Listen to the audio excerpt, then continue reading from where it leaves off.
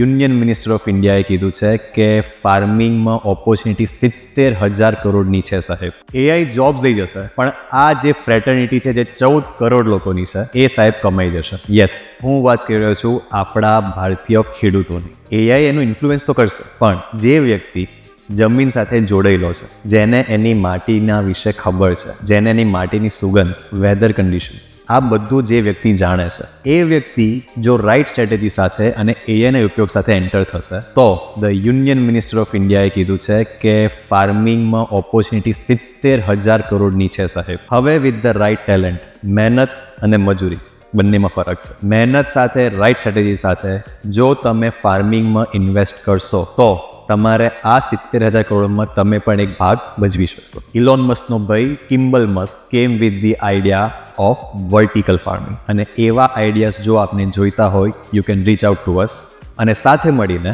આપણે આપણા ગુજરાતનો ગ્રોથ કરીશું. Because think growth, think Gujarat, think Alexis strategy.